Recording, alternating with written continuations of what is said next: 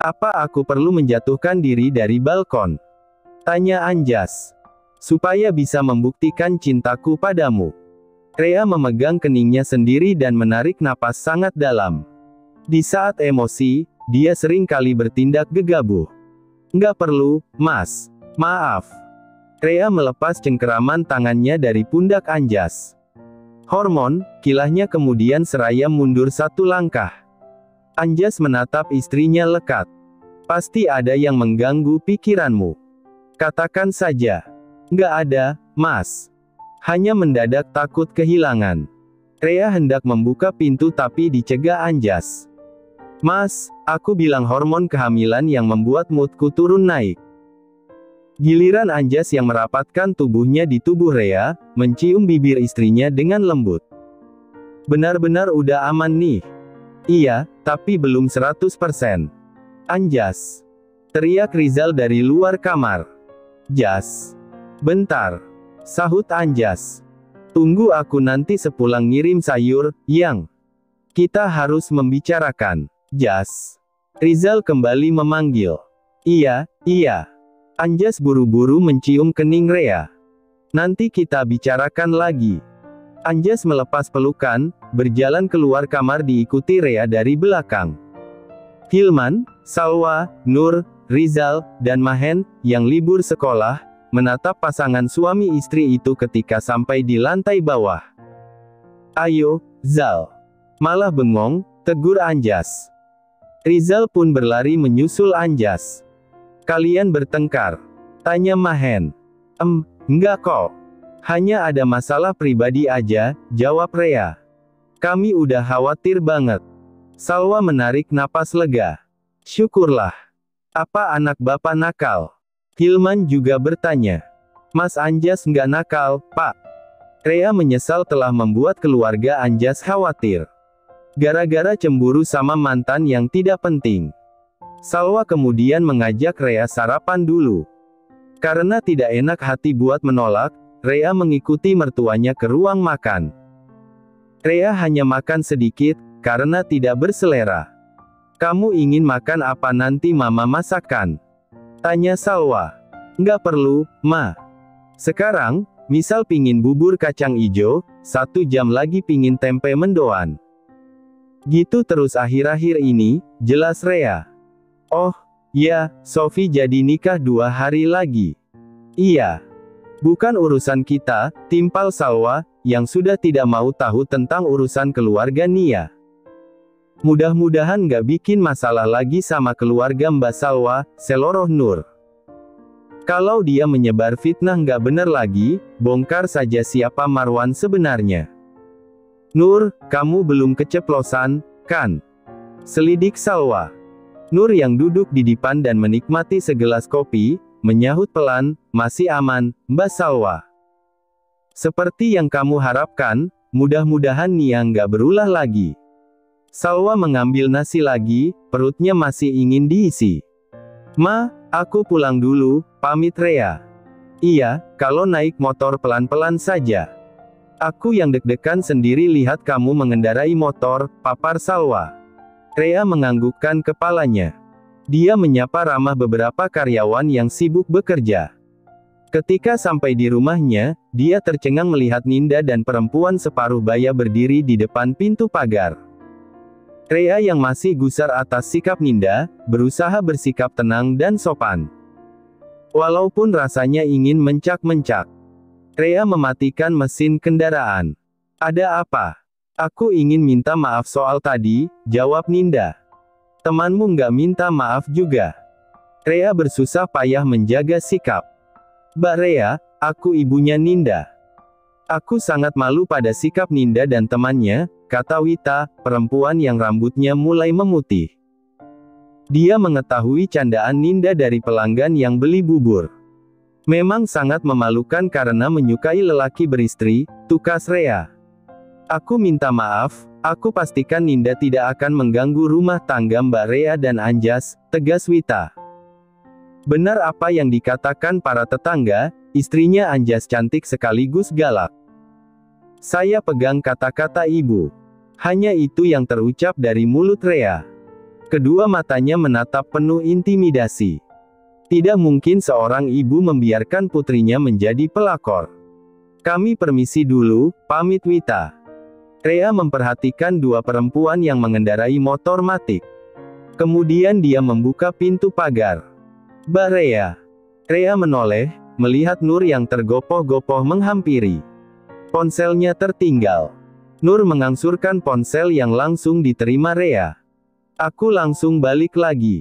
Masih banyak kerjaan. Wah, pagi-pagi ada mantan pacar suami yang datang. Nia muncul dari halaman rumah Fenty. Nur, baru saja Ninda datang. Terus. Ingat ya, Bu Nia. Nur memperlihatkan telapak tangannya yang mengepal. Rahasiamu masih aman. Bisa-bisanya masih julid sama putri bos di mana mantumu bekerja. Marwan setelah nikah akan resign, bekerja di perusahaan lain. Mending Sophie punya suami yang berpendidikan tinggi. Daripada Vivi, nggak mungkin dapat suami yang kerja kantoran. Nia yang membawa kantong plastik hitam, berjalan cepat sekali. Big Nur, sabar. Masih pagi. Rhea menasehati. Sungguh ironi sekali, padahal dirinya tidak bisa menahan amarah saat bertemu Ninda. Iya, ini sabar, kok. Aku belajar sabar dari Mbak Salwa. Nur terkekeh. Tapi pingin banget adu jambak. Rhea tergelak. Katanya mau langsung balik, Big. Iya, Anjas. Panggil Salwa. Mama mau bicara sebentar. Jangan pulang dulu. Anjas menghampiri Salwa yang berdiri di teras. Kayaknya serius banget, Ma. Biasa, gosip menyebar luas serta ditambahi bumbu penyedap. Tumben Mama ngajak aku ngegosip. Istrimu dan mantanmu yang digosipkan. Mama belum sempat bicara dengan Rhea. Anjas mendengarkan dengan seksama perihal gosip yang beredar. Istrinya marah-marah pada Ninda saat beli bubur. Tapi Ninda dan ibunya yang malah minta maaf. Rhea itu nggak mungkin marah-marah tanpa sebab. Mama hafal perilaku Rhea, imbuh Salwa. Coba kamu tanya Rhea apa yang sebenarnya terjadi. Siapa sih yang bikin gosip receh? Aku pulang dulu, Ma. Anjas segera mengendarai motornya. Apa mungkin penyebab kemarahan tadi pagi karena Ninda? Sehingga Rhea main sosor. Sampai di rumah, Anjas memarkir kendaraan di garasi. Begitu kaki melangkah masuk terdengar suara lagu jadul berbahasa Inggris. From this moment on asterisk. Papa udah pulang, sambut Rhea. Yang, aku ingin bertan. Mandi dulu ya, Mas Anjas. Rhea menyela. Masih enek karena aroma tubuhku. Tanya Anjas. Nggak begitu. Tapi alangkah baiknya mandi dulu. Harus dibiasakan dari sekarang, karena akan mempunyai bayi yang cukup rentan, sahut Rhea panjang lebar. Aku tunggu di sofa. Sofa. Maksudku aku duduk di sofa. Sudah sana buruan mandi. Rhea mendorong tubuh Anjas. Anjas menurut saja. Apa yang dikatakan istrinya benar. Kalau si bayi sudah lahir, pulang bekerja harus mandi dan berganti pakaian. Anjas mengguyur tubuhnya menggunakan gayung, walaupun tersedia shower. Selesai mandi, Anjas mengenakan kaos dan celana selutut hitam. Sembari mengeringkan rambut menggunakan handuk, Anjas keluar kamar. Matanya membeliak melihat Rhea memakai lingerie hitam. Mas Anjas, duduk dulu. Aku mau minta pendapat. Lingerie yang cocok. Ada 7, harus aku coba semua. Kalau yang ini bagaimana? Anjas meneguk ludah. Tubuh istrinya melekuk indah di balik kain menerawang. Seksi. Bagus. Pas di badan. Duduk, Mas Anjas, ulang Rhea. Sekarang yang warna krem. Anjas duduk bagai kerbau dicucuk hidungnya. Memperhatikan Rhea yang berganti lingerie di depan mata. Gimana? Rhea memutar badannya. Lingerie krem itu berbahan satin dengan belahan dada rendah. Yang, kamu fashion show. Anjas mulai puyeng, sementara bagian bawah mulai bergerak resah. Waktu si mama mertua hamil Rhea, kira-kira ngidam apa? Kok bisa melahirkan seorang putri yang kelakuannya tidak bisa ditebak? Iya, fashion show di depan suami sendiri. Rea tersenyum. Oh, ya, tadi mau bicara apa, Mas? Nggak jadi bicara, lebih baik bekerja. Anjas menarik tubuh Rea ke atas pangkuannya. Anjas menggapai ponsel yang berdering. Matanya menyipit, melihat nama Hilman di layar perangkat lunak tersebut. Harusnya pagi itu libur, karena untuk pengiriman sayur ke pasar Hilman yang melakukannya. Jadi, walaupun waktu sudah menunjukkan pukul 8 pagi, dia masih betah berlama-lama di kasur. Pak. Suara Anjas terdengar serak. Ada apa? Jas, ada masalah. Pihak manajemen resto dapur ibu komplain, katanya 2 keranjang selada dan 1 keranjang tomat, busuk semua. Kok bisa? Anjas terduduk, seketika rasa kantuk lenyap. Aku pasti mengecek kembali sayur yang akan dikirim. Itu masalahnya, Bapak juga heran. Kanmu temui manajemen resto, sekalian bawa ganti selada dan tomat. Iya, aku segera ke rumah. Anjas meletakkan ponsel di tempat tidur. Dia ke kamar mandi, hanya cuci muka dan gosok gigi. Berganti pakaian, kaos putih dengan luaran kemeja kotak-kotak hitam dan hijau, yang dipadankan celana jeans biru. Menyemprotkan parfum begitu saja di baju. Anjas meraih ponsel dan kunci motor, lalu keluar kamar. Yang, seru Anjas. Iya. Rea muncul dari dapur, perempuan yang mengenakan celemek itu memegang adonan perkedel kentang. Ada masalah. Sorry, nggak bisa nganter ke salon. Walaupun buru-buru Anjas menyempatkan diri mencium pipi Rea. Masalah apa, Mas? Rea mengekori langkah Anjas ke garasi. Sayur yang aku kirim ada yang busuk. Aku harus menyelesaikannya, sahut Anjas, membuka pintu garasi. Hati-hati di rumah. Anjas mengeluarkan motor, yang langsung dipacu menuju rumah kedua orang tuanya. 2 jam kemudian, Anjas ditemani Rizal berdiri di depan keranjang sayur besar. Selada-selada itu layu dan menguning. Sedangkan tomat banyak membusuk dan berair. Saya dapat rekomendasi dari sesama pengusaha food and beverage, kalau sayuran dari Pak Anjas berkualitas. Tapi baru berjalan 2 mingguan kok begini, kata lelaki yang merupakan pemilik restoran. Anjas meminta maaf, dia tidak banyak beralasan untuk membela diri. Anjas meminta kesempatan dan tidak akan terulang lagi. Tetapi, si pemilik restoran bersikukuh memutus jalinan kerjasama yang baru seumur jagung. Mungkinkah ada yang menyabotase? Ucap Rizal, ketika mereka di dalam mobil pickup. Rizal yang menyetir. Dari 7 keranjang, ada 3 yang bermasalah, gumam Anjas. Taufik sudah menunggu di rumah bapakmu. Aku suruh menunggu, kata Rizal. Dia kemarin yang mengirim ke resto itu. Anjas memijat pangkal hidungnya. Geram melanda karena kehilangan pelanggan.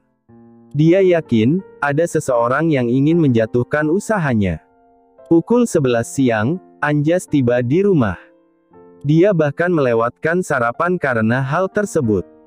Fik, aku harap kamu nggak tersinggung. Kamu sempat berhenti waktu pengiriman.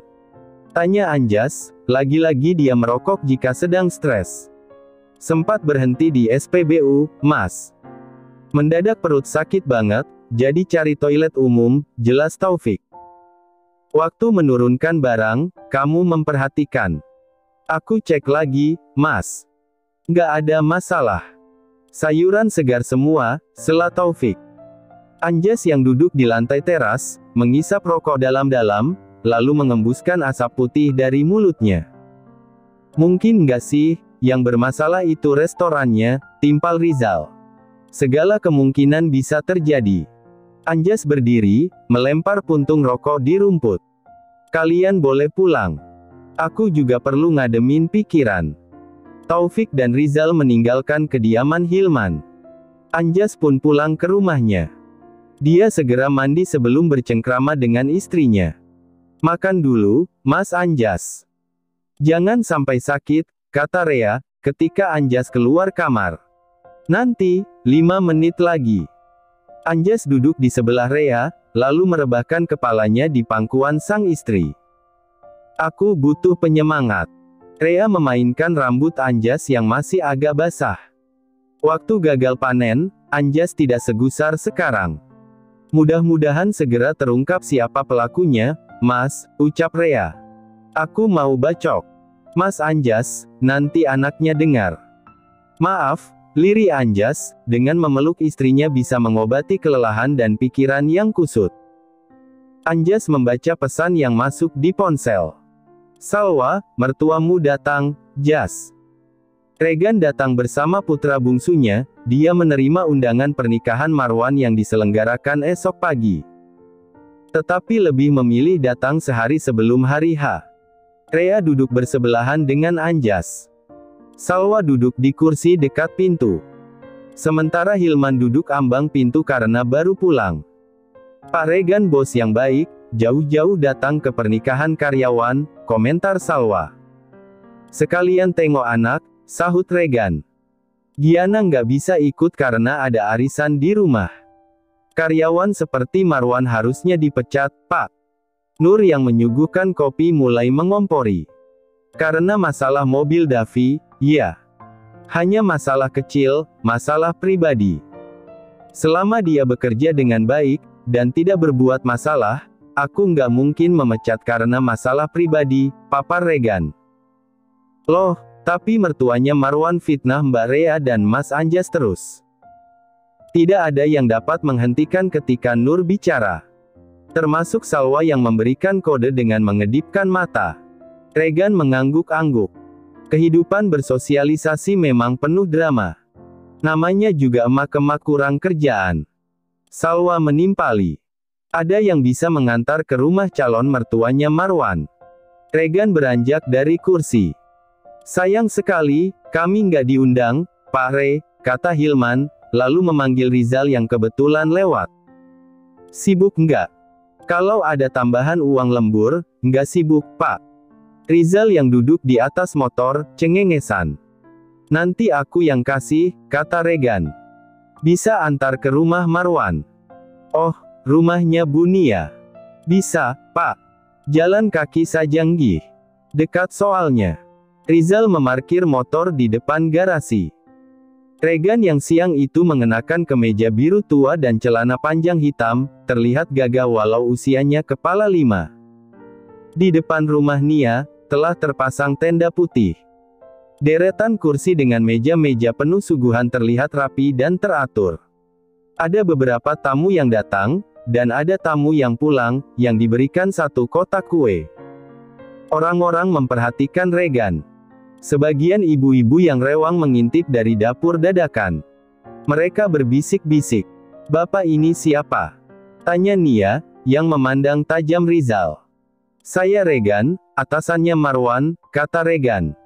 Air muka Nia berubah. Antara terkejut dan ingin ngumpet. Karena lelaki yang berwibawa itu adalah ayah kandung Rea. Silakan duduk, ucap Nia gemetaran. Tolong panggilkan Marwan. Suruh Nia pada perempuan yang membereskan gelas-gelas teh. Regan duduk, sementara Rizal berdiri di belakangnya. Macam bodyguard.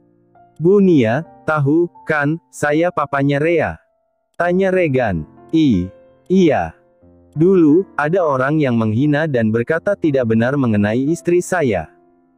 Ibu tahu nggak orang itu sekarang di mana? Saya nggak tahu, Pak. Nia menundukkan kepalanya. Jadi tumbal proyek. Dicor semen, lanjut Regan, mengambil wajik gula merah. Rizal menahan tawa, sedangkan Nia pucat pasi seperti mayat. Apa wajiknya aman dimakan? Regan bertanya. Tentu saja aman, Pak. Nia berkeringat dingin. Membayangkan tubuhnya tenggelam dalam semen dalam keadaan hidup-hidup. Itu sangat mengerikan. Regan meletakkan kembali wajik yang telah diambil. Dia memandangi sekeliling.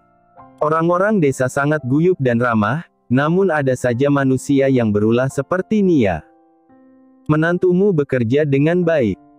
Jangan sampai dia dikeluarkan dan susah mencari kerja, karena aku punya banyak sekali koneksi yang bisa mempersulit Marwan, imbuh Regan. Nia masih menunduk. Berpikiran, apakah dulu Regan anggota gangster? Atau anggota mafia seperti di film-film? Tapi di Indonesia, adanya mafia minyak goreng, mafia beras, yang sedang heboh mafia timah. Marwan terlihat keluar dari dalam rumah. Tidak menyangka sama sekali Regan datang. Dia sebenarnya hanya mengundang teman-teman kerja yang dikenal saja. Tetapi, ibunya memaksa mengundang Regan dengan alasan, bagaimanapun sang atasan harus diundang. "Selamat siang, Pak Regan," sapa Marwan. "Siang. Selamat ya, atas pernikahanmu. Di mana calon istrimu?" tanya Regan. "Sedang istirahat, Pak," jelas Marwan. "Dia tidak mau bertemu denganku." "Bukan begitu, Pak Regan. Tadi aku lihat dia beramah tamah dengan tamu yang lain. Calon istrimu yang mengenakan pakaian berwarna merah muda, kan?" Regan bersedekap. "Betul, Pak Regan.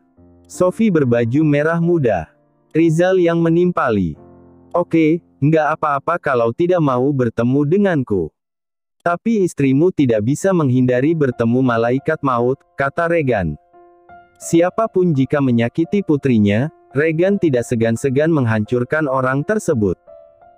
Karena lawannya kali ini hanya Makemak, dia bersikap sesuai karakter lawannya. Sebentar Pak, saya panggilkan Sophie." Marwan berderap cepat masuk rumah. Nia sama sekali tidak berani bergerak. Dia menoleh ke samping saat Marwan dan Sophie keluar rumah. "Ini Sophie, calon istri saya," ujar Marwan, yang kemudian meminta Sophie menyapa si bos. "Selamat siang, Pak Regan." "Terima kasih sudah datang," kata Sophie dengan lancar walaupun suaranya agak gemetar. "Sama-sama. Kamu cantik sekali, alangkah baiknya diimbangi dengan sikap yang baik." Regan tersenyum lebar. "Aku permisi dulu." Regan berdiri, diikuti Nia yang ikut berdiri. Nia sangat lega. "Terima kasih sekali lagi, Pak Regan," ucap Marwan, yang mengantar Regan sampai di depan pagar rumah. Setelah Regan dan Rizal pergi, Nia memarahi Marwan yang mengundang Regan. "Katamu nggak diundang, Wan." Rahang Nia mengatup rapat. "Maaf, ibuku yang bersikukuh mengundang Pak Regan, Bu," jelas Marwan. Orang-orang jadi tahu kamu bawahannya papinya Rea." Nia mendengkus jengkel. "Kenapa kamu nggak mau nemui Pak Regan, Sophie? Bikin masalah saja." "Takut, Bu." "Ya, walaupun ganteng dan berwibawa. Aku kok ngeri ya." Mas Marwan, apa Pak Regan itu sangat berkuasa?" tanya Sophie. "Nggak begitu, tapi teman-temannya orang yang sangat berkuasa." Marwan mengusap wajahnya. "Wan, memang Pak Regan sedang ada proyek?" Nia bertanya. "Ada, Bu. Usahanya sedang maju pesat. Beliau sedang membangun 2 toko furnitur terlengkap dan terbesar di kota besar yang berbeda." "Ada apa, Bu?" "Nggak apa-apa, Wan." Nia mengembuskan napas berat. Teringat kata-kata tumbal proyek. "Halo, Ma." Rea yang duduk di sofa panjang menerima telepon dari Giana. Sedangkan Anjas, tanpa malu-malu rebah di pangkuan Rea. Padahal ada Mahen, Juna, dan Salwa. Anjas yang sedang gusar sekali, harus dekat-dekat dengan Rea. Supaya tidak memilih rokok. "Papamu di mana? Mama telepon kok nggak diangkat." "Papa sedang di rumah Bu Nia. Ponselnya tertinggal." "Aduh, pasti Mama udah berpikiran yang buruk ya. Makanya ikut.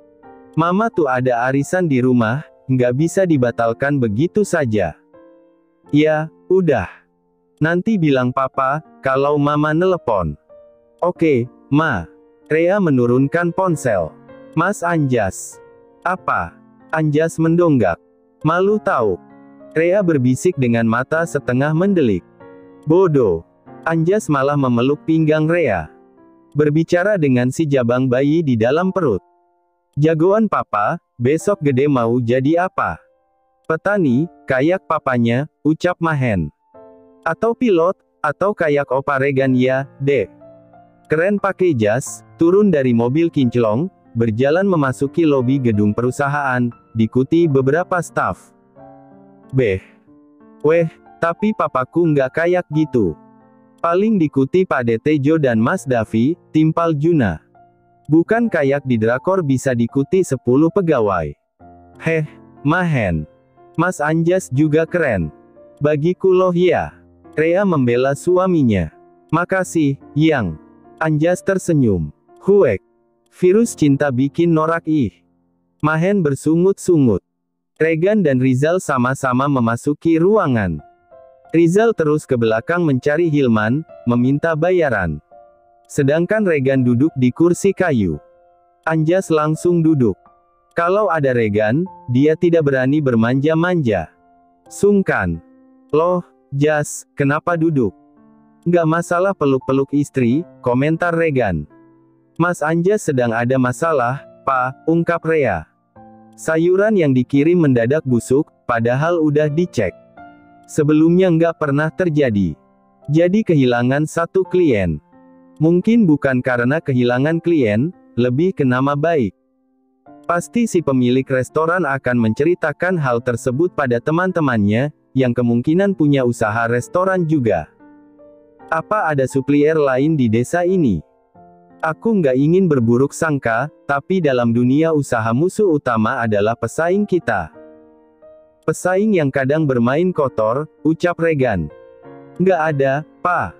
Bapak juga satu-satunya tengkulak sayur di desa ini, kata Anjas. Sopir yang mengantar sempat berhenti di SPBU.